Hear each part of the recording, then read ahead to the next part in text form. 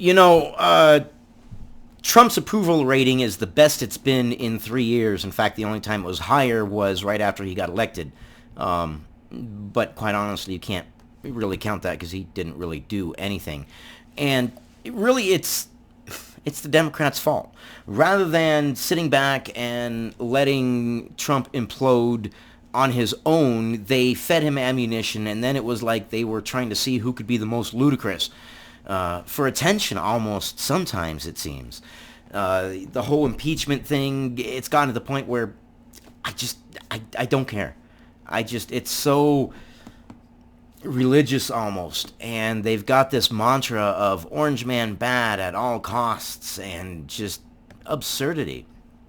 So real quick, I'm just going to go over this one really quick. A few other YouTubers have covered it, but boom, Trump approval rating best in 3 years. And it is. President Trump's approval rating has hit the highest average level since his first month in office, a post-impeachment message sure to depress his Democratic detractors and thrill his supporters. And it should be a warning shot across the bow of Democrats.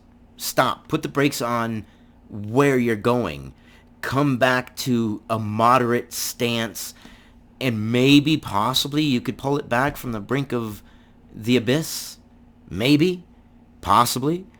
I don't know. I know that there's a theory that if a Republican ever gets, 20% of the black vote, that a Democrat won't ever win in 10 years or 15 years or ever again or whatever it is. Well, we're almost to that point. We'll see what happens. But Democrats, you're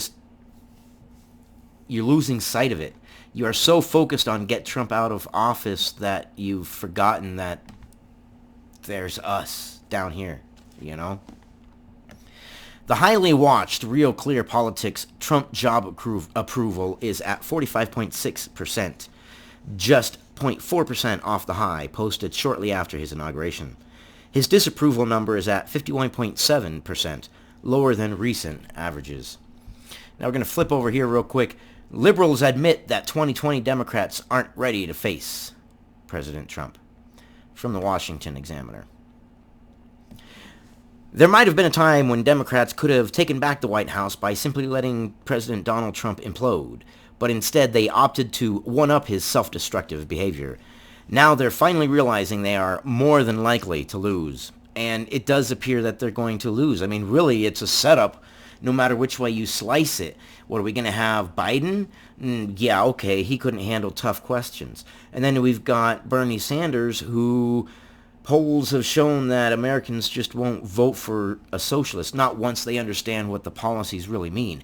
And if Bernie Sanders is the one, then, well, his policies are going to get a really good tearing into. And Trump is trying to bring Bernie Sanders to the forefront because Trump and his campaign themselves want to run against Bernie Sanders because they believe he's the easiest person for Trump to win against. And I agree. And it really does look at the moment it's going to be Sanders-Trump. It really does. We'll call it Tranders. Tranders 2020. There we go. The debate this week was a disaster, and everyone is admitting it. Yes, it is. It was, but we're going to skip back because I skipped one out. My apologies. Liberals in the media can usually put on a brave face when they know their political party of choice is heading toward a cliff, as with the Mueller investigation and impeachment. But there was no denying what we all saw this week. The decomposition of the Democratic presidential field. Yes, they're so busy fighting both themselves and Trump. They're fighting on multiple fronts. There's so much going on with them, and their policies are so... It's not the Democratic Party, it's the Democratic Party plus. You've got corporate Democrats, you've got liberal Democrats, you've got progressive Democrats, you've got social Democrats, you've got ultra-progressive Democrats, and ultra-progressive Democrats are trying to form their own frickin' DNC, basically.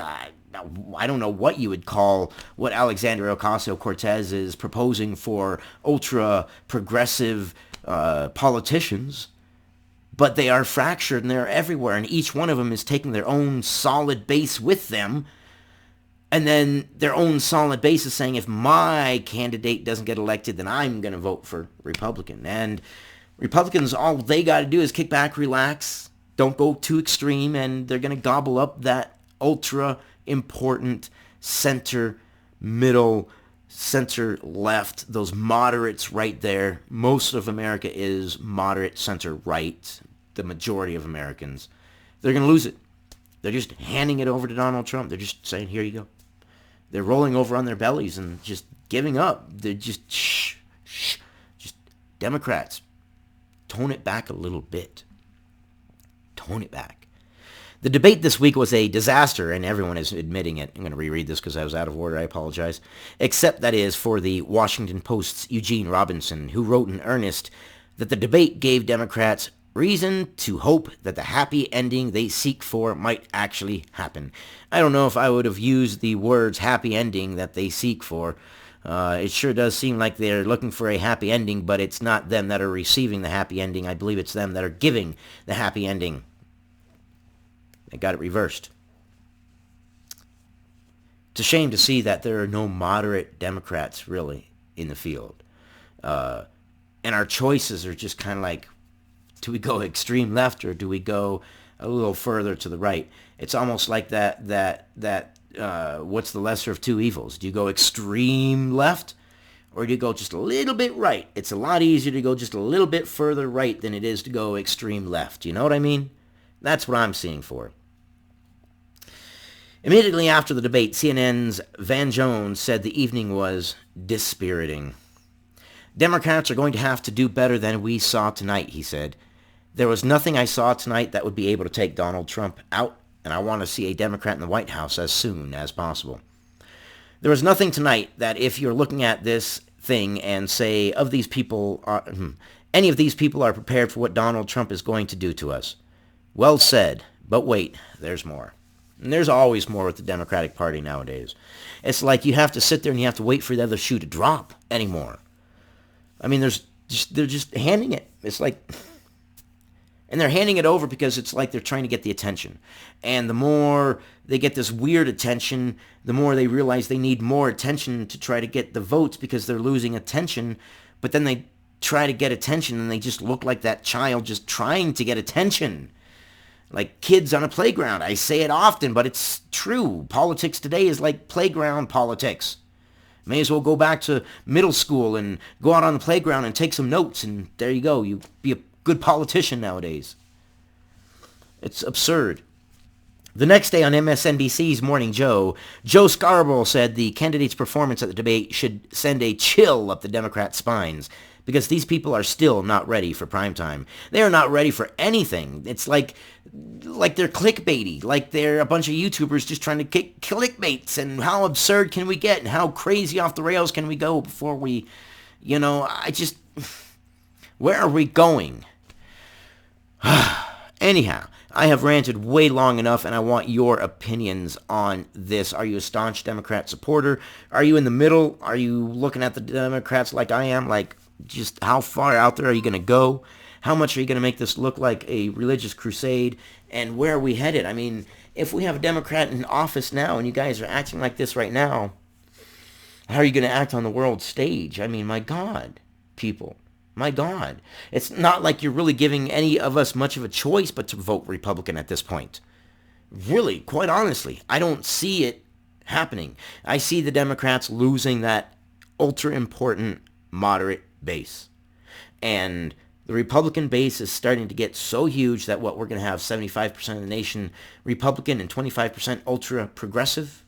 And then we're going to have a three-party system with the Democrats being the smallest party, and it'll be Ocasio-Cortez and her ultra progressives and their new pack that they have, and the Republicans.